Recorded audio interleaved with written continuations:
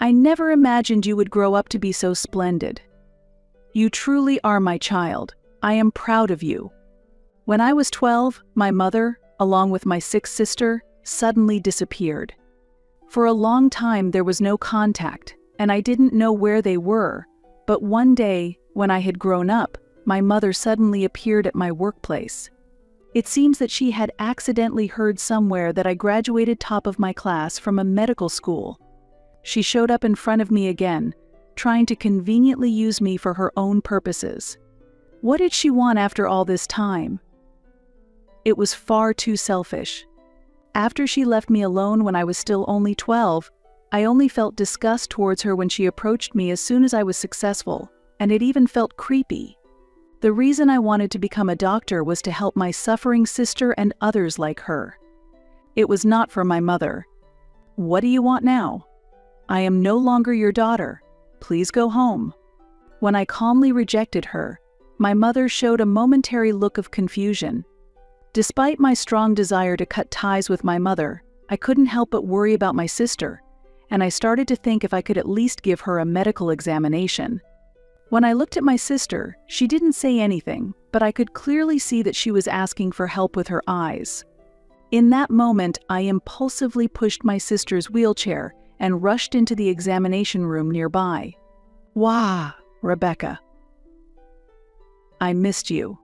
As soon as we entered the room, my sister suddenly started crying.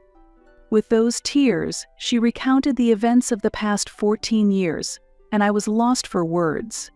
I have resolved never to let my mother have her way again. I am Rebecca, a 26-year-old working adult.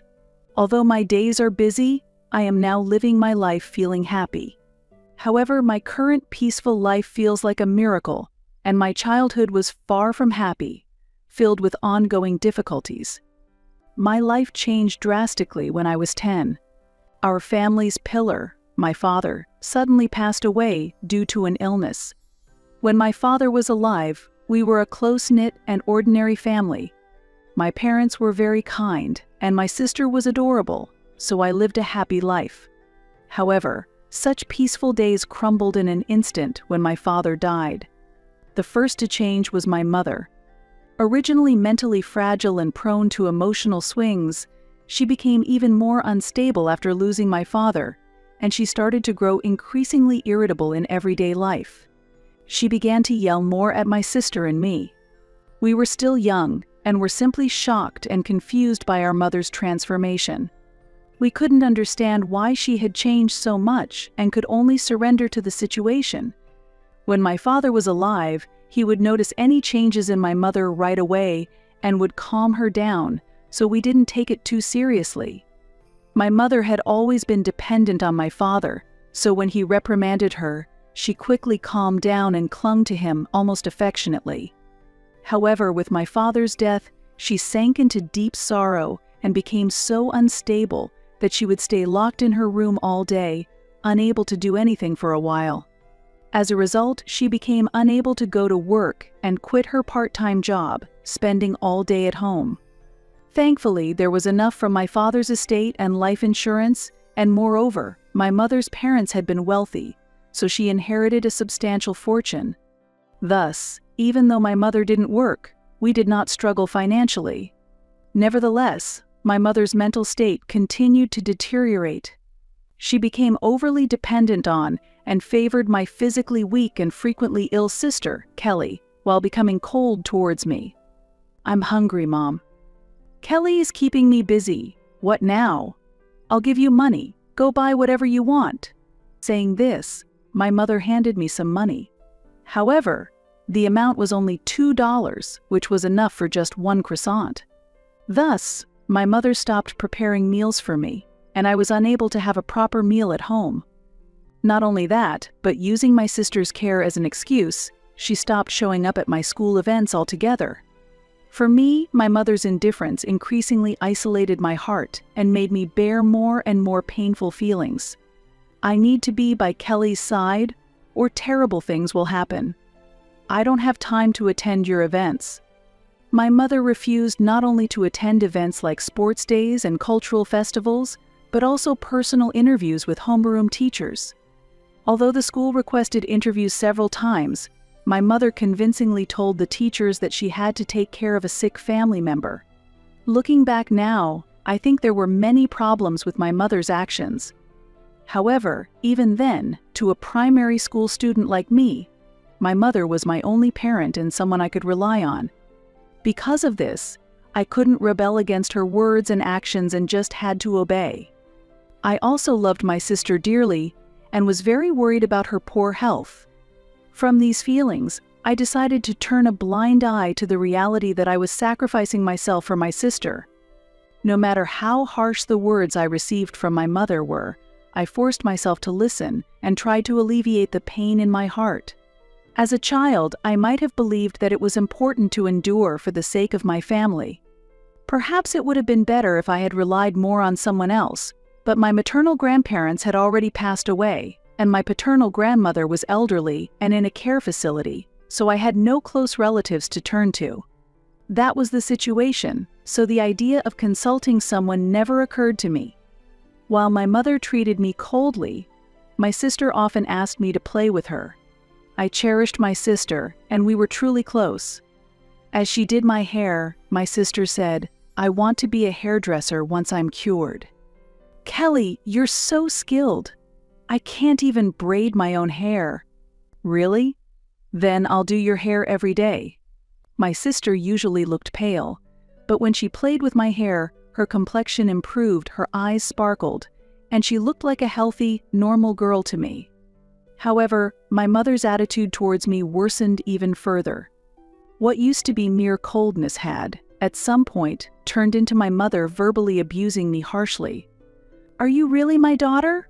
Why can't you be like Kelly? I don't need a child like you. It's enough if just Kelly is here."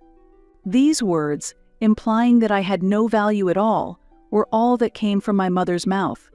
At first, I was deeply hurt by her words, but eventually I got used to the situation and started to feel worthless. Furthermore, the time I spent with my sister, whom I loved dearly, was increasingly restricted by my mother. "Don't push Kelly too hard. Can you take responsibility if her condition worsens?" Whenever I was in my sister's room, my mother would always scold me and pull me away from her. We could no longer play together, but instead we started communicating through eye signals, and eventually we could somewhat understand each other's feelings just by looking. On days when my sister seemed well, I felt reassured just by looking into her eyes, relieved by her expression as if to say thank you for taking care of me. Conversely, when she silently pleaded with her eyes that she wanted something to eat, I would secretly pass her a cookie, and she would return a smile as if she had received a treasure. This secret exchange between us sisters deepened our bond even further. However, it seemed that my mother was not pleased with this bond, and perhaps our continued closeness, even when separated, angered her, causing her to yell at me even more. I think my mother couldn't accept that I was independent and capable of handling things on my own. She was a person with a strong desire to be needed by someone.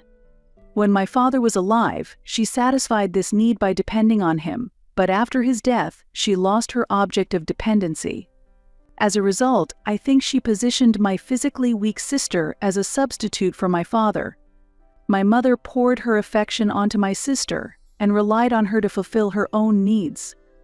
On the other hand, having never been able to rely on my mother from a young age and forced to handle everything myself, I think my mother did not see me as a target for her affection. Perhaps my independence was something my mother actually resented. This situation further deepened the rift in our relationship. I can think calmly about things now, but back then, I had no such luxury and had to live a lonely life, receiving cold treatment from my mother after losing my father. I believed that my mother was just irritated because of taking care of my sister, and once Kelly got better, she would show me affection too. Convinced of this, I desperately comforted myself while living. Then, 2 years after my father's death, it was my 12th birthday. An unexpected event occurred. When I returned from school, an unusual silence filled the house. I thought perhaps my mother and Kelly were planning to surprise me for my birthday. As I entered the house, that's what I thought. So, I decided to surprise them instead by finding where they were hiding. I quietly started searching for them. However, I could not find my mother or Kelly anywhere. Moreover, upon closer inspection, I noticed that clothes and personal items were missing from my mother's and Kelly's rooms. What was happening? My feelings of anticipation turned to anxiety, and I began to panic. I searched the house thoroughly again, but still, there was no sign of the two of them, and it wasn't a hospital day for Kelly either, according to the calendar. I was panicked, but I decided to go back to school and honestly tell my teacher what was happening. As I told my story, the teacher initially looked incredulous, but gradually her expression became more serious. After I finished telling everything, the teacher fell silent as if deep in thought, then decided to contact Child Protective Services immediately. After the teacher explained the situation and consulted with them, I was taken into temporary custody by Child Protective Services. I couldn't accept the fact that my mother and sister had suddenly disappeared, and I was bewildered. The only thing I knew was that it seemed my mother had abandoned me. Faced with this reality, a gaping hole opened in my heart. I wondered how my weak sister was doing. What was my mother thinking? Many thoughts welled up, and I cried alone in my blanket. A few days later, I was called by the director of the child welfare facility. I was dizzy from lack of proper sleep, but he told me something. "From today on, this is your home, Rebecca." Those words clearly indicated that I had been abandoned by my mother. Although I had somewhat prepared myself for the fact that my mother might not return, the sadness was overwhelming, and I couldn't stop the tears. Why? Why didn't you take me with you, Mom? Unable to bear it, I cried out loud. The director held me in his arms for a long time. Life at the facility was not particularly inconvenient, and it was a relief not to worry about meals. However, even as I gradually got used to life at the facility, the feelings of loneliness and anxiety never disappeared, and I became mentally exhausted. Various interests I had before entering the facility faded, and I often couldn't sleep at night due to fear in the dark and quiet. The director was very worried as he saw me losing weight day by day. He would talk to me and give me quizzes to distract me. While talking to him, I could enjoy myself, but when alone, I would fall into deep thought and often had sleepless nights. Then, one day, a turning point came. The director approached with a smile and handed me a piece of paper. "You have wonderful abilities. You can become anything. It would be good to take more interest in the things around you." He had given me the results of an IQ test, which I had thought was just a quiz. My IQ was higher than most people's, placing me in the upper tier. Seeing the director more surprised and happy than I was brightened my mood. The cold treatment I received from my mother had made me feel worthless, but the director of the facility couldn't stop praising me. For the first time, this made my heart warm. A little while later, a couple who wanted to be my foster parents appeared. I was suspicious at first, wondering if there was some ulterior motive in their willingness to take in someone else's child. Initially, I didn't trust them. However, as we met several times, those feelings began to fade. They were truly kind people and treated me as if I were their own child. Thanks to them, I gradually began to feel grateful, and before I knew it, I was calling them Mom and Dad. Years passed, and when I became a sophomore in high school, they told me they wanted me to become their child, and I hugged them in happiness. We went through with the adoption, and we officially became a family. Life with my adoptive parents was very fulfilling. However, a few months after we became a family, my adoptive father fell ill. Fortunately, he was quickly taken to the hospital, and the surgery went well. However, he had to stay in the hospital for a while after that, and my adoptive mother became less energetic, possibly due to the exhaustion from caregiving. Seeing my adoptive parents like this, I was reminded of the scene when my biological father passed away. The image of my real father gradually losing his vitality came to mind. My real mother was grieving, and my weak sister, by her side, was smiling with a face that seemed about to fade away. The desire to save even one person suffering from illness grew stronger, and I decided to become a doctor. Afterward, I studied hard and managed to pass the entrance exam for medical school. Having always been good at studying, I was able to enter as a scholarship student. I was really glad that I could enter as a scholarship student because I did not want to burden my adoptive parents with tuition. After entering, I continued to study seriously and, surprisingly, graduated at the top of my medical school class. Afterwards, I passed the national exam on my first attempt and started working as a resident at a university hospital. It was a time filled with learning, and every day was enveloped in tension as mistakes were not allowed when dealing with patients. Though the days were busy and harsh, I felt fulfilled. However, one day something unexpected happened. While I was in the back office, a reception nurse approached me. I thought she was going to ask me something, but instead, she brought surprising news. "Someone is here to see you." I had no idea who could possibly be visiting me. Thinking it might be a patient I had previously treated, I headed to the reception, and there I found, "It's been a while. Do you recognize me?" "Eh?" "Mom, Kelly." Standing before me were my biological mother and sister. Despite it being 14 years since we last met, my mother was smiling and waving at me by name. My sister was sitting in a wheelchair, looking exhausted. I was shocked and confused by this sudden reunion. What could they possibly want after all this time? I had a bad feeling about this, and it didn't seem like it would be a simple matter. Intuitively feeling this, I kept my composure while softening my expression and said to them, "I'm sorry, but can you wait in the lobby for about 30 minutes? I should be able to make some time then." When I said this, my mother brightly responded, "Okay, we'll wait until then," and went to the lobby with my sister. As I watched their backs, anger welled up in me. After leaving me behind, she now appears as if nothing happened and behaves as if we're just a normal family. I couldn't understand why my mother had appeared before me now, but I had a bad feeling about it. Carrying that unease, I finished up my work and hurried to the lobby where they were waiting. As I approached, my mother noticed me and smiled brightly, clearly delighted. Unable to contain my emotions, I confronted her with anger. "Why are you here? What do you want after all this time?" Unperturbed by my icy reception, my mother laughed and replied, "I saw you on TV. I had no idea you had become a doctor, and I was so surprised that I just had to come see you." Indeed, about a year ago, I had discovered a rare disease case and presented it at a major conference with a renowned doctor in that field.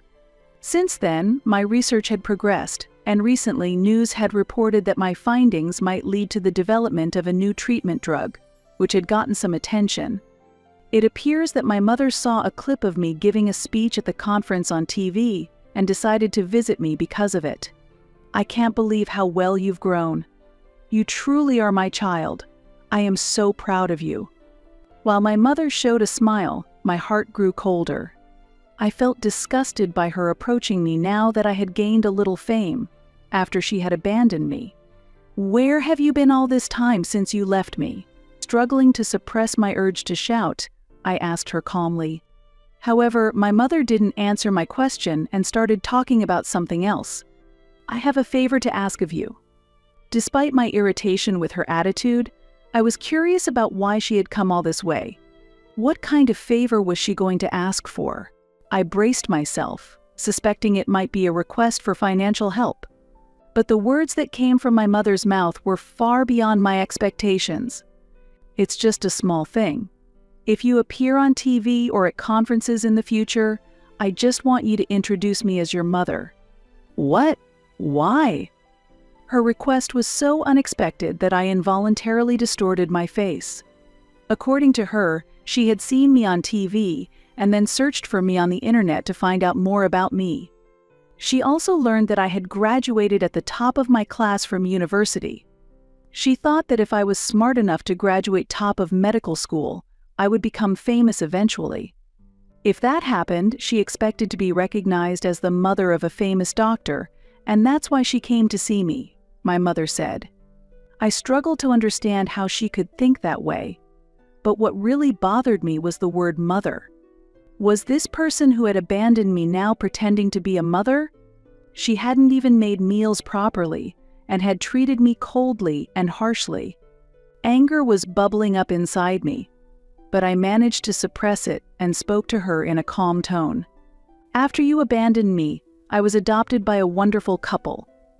They were very kind and loved me as their own child. So my mother is now the woman who raised me, not you. Therefore, I won't introduce you as my mother. When I said this firmly, my mother's face instantly turned stern. How dare you? I am the one who gave birth to you.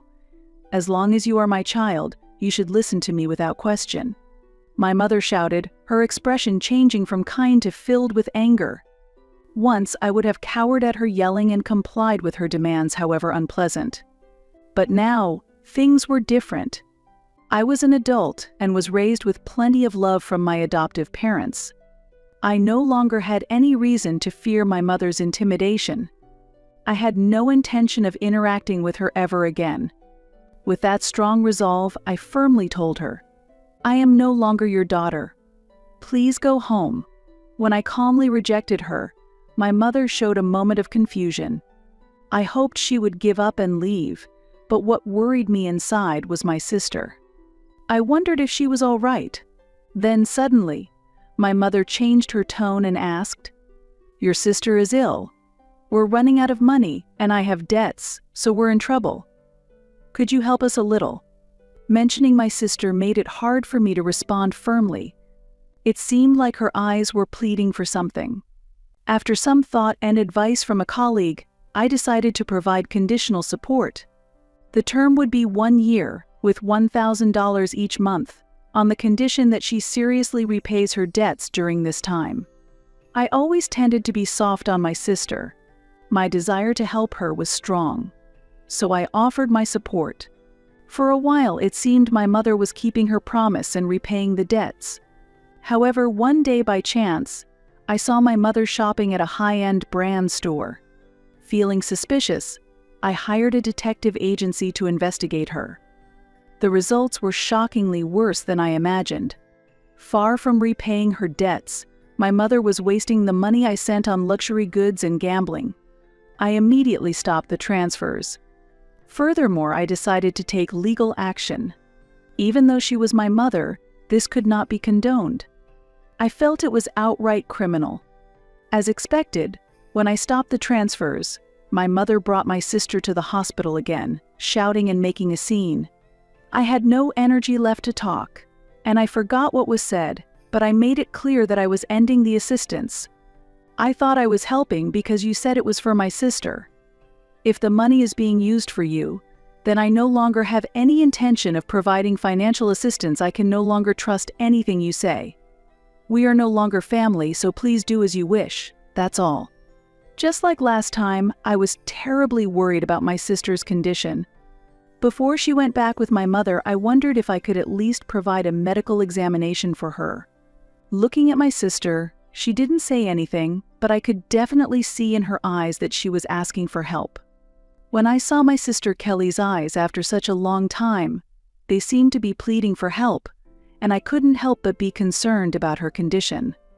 Instinctively, I grabbed Kelly's wrist to check her pulse. Despite my mother screaming, "Stop it," I ignored her. I was shocked by the thinness of Kelly's wrist. As I was surprised by her frailty, Kelly managed to squeeze out a weak voice. "Rebecca, there's something I need to tell you." Realizing something was wrong with Kelly, I quickly wheeled her into an unused examination room. As I locked the door hastily, my mother was outside banging on it and shouting, "What are you doing? Open the door." My mother was hitting the door as if she would break it, but soon a security guard came and took her away somewhere. "Wah, Rebecca, I've missed you." As soon as we entered the room, Kelly suddenly started crying. Immediately, I hugged her, and tears overflowed from both of us. After crying for a while, Kelly regained her composure and began to tell me what had happened. On the day the two disappeared, My mother suddenly said they were going out. Kelly realized I wasn't there, but my mother said, "Don't worry, we'll meet up with your sister at the place we're going." Having no choice but to believe her, Kelly went with our mother. However, the place they were taken to was far from home, and there was no sign of me, who was supposed to meet up with them. Kelly felt deceived by our mother and said she often cried out of loneliness at first. But each time, she was scolded by our mother, and gradually, she learned to hold back her tears due to fear. While trying not to anger our mother, years passed. Kelly had been frail in her childhood, but gradually her health improved, and she no longer fell ill as often. However, our mother was not pleased by this improvement. My mother enjoyed being seen as the devoted mother supporting her frail daughter and received praise from others for it. To maintain this image, she mentally cornered Kelly and made sure she obeyed. "If you don't listen to me, I'll leave you alone. Then you won't be able to survive," she was told every day. Sometimes she was yelled at loudly. Gradually, Kelly began to feel that she couldn't survive unless she did exactly as our mother said, and it drove her to become mentally ill. Kelly described that time with a very bitter expression. Kelly was brainwashed by our mother, kept isolated in the house, unable to meet anyone, and her meals were restricted to maintain her emaciated state. Our mother falsely claimed that Kelly was sick, and moreover, she forced her to take an unnecessary amount of medication to deliberately worsen her condition, calling the ambulance multiple times. At the hospital she was transported to, she explained that my daughter is mentally ill and took too many pills, and to neighbors, she lied that it was an attack of a chronic condition. As this continued, people around them and the hospital began to grow suspicious. But before the lies were uncovered, our mother took Kelly and moved to another town as if they were fleeing in the night. After repeating this multiple times, Kelly told me she had lived these past years, caught in the scenarios our mother had created. However, it seems our mother grew unsatisfied with just being seen as the devoted mother of a sick daughter. At that time, she happened to see me on TV. Believing that my becoming famous could make her famous too, our mother planned to rebuild a relationship with me, talk about Kelly in front of many people, and gain their sympathy. Kelly had suppressed her feelings due to our mother's pressure, but meeting me after several years made her fear that if she didn't speak up now, this situation would continue. With that, she found the courage to speak. As she talked, perhaps remembering that time, Kelly occasionally shivered. I hugged her tightly. "Thank you for telling me all this. I'll take care of it from now on, so don't worry anymore." Kelly seemed reassured and started crying again. After gently stroking her head, I called the police. Leaving Kelly there, I went to find my mother, who had been taken away by the security guards. I found her, and the guards in a nearby lounge explained the situation to them and asked, "Could you detain my mother until the police arrive?" Then, I turned to face my mother directly. Hearing everything from Kelly had intensified my anger towards her, and with eyes full of contempt, I said, "I've heard everything from Kelly. No one needs you as a mother. I've called the police." My mother, restrained by the security guards, did not resist and looked resigned. Surprised by my words, she was at a loss for words. Seeing her reaction, I returned to Kelly. After the police arrived, we were interviewed and explained everything that had happened. The police listened to our story and told us they would conduct a thorough investigation before departing. After the interview, Kelly received a medical examination in internal medicine. The results showed that although her leg muscles were weak, she was not so ill as to need a wheelchair permanently, and with rehabilitation, she would be able to walk without problems. It also became clear that she was in a state of severe malnutrition. Apparently, the wheelchair was part of my mother's theatrics, used to garner more sympathy by forcibly placing her in it. What a hopeless thing for a mother to do. Kelly was admitted to the hospital to be on the safe side, and afterward, I took over caring for her. She was discharged but remained overall weakened. It took time, but we focused on her recuperation. When Kelly finally regained her health to a normal level, the court concluded that my mother, who had been detained by the police, was guilty. I had to go to court several times to testify, but my mother continued to make self-centered statements throughout the trial. As I sat at the witness stand, my mother's joyful exclamation, "She's a fine doctor," my child filled me with unease. We knew we would no longer have to see her face. We sighed in relief and exchanged glances of reassurance. As Kelly gradually recovered her health, she began to speak of her dream of becoming a hairstylist, just like she used to. Hearing her say this warmed my heart and made me feel as if I could see a hopeful future ahead. A bright expression appeared on Kelly's face, and she showed a genuine smile. Seeing her smile was the most important thing to me, and I was truly happy that her cheerfulness had returned. I felt that she was going to be all right. With that thought, I decided to introduce her to our adoptive parents so she could make a fresh start. I was excited about the prospect of sharing this new beginning with her. Although the meeting was still some time away, seeing Kelly already nervous and excited made me feel warm inside. I couldn't help but smile. Despite the hustle and bustle at home, I had completed my residency, gained various experiences, and was now beginning my path as an attending physician. I vowed to become a distinguished doctor for my sister, my adoptive parents, and in honor of my Father in heaven. I was determined to meet their expectations and to continue striving every day to be a doctor they could truly trust.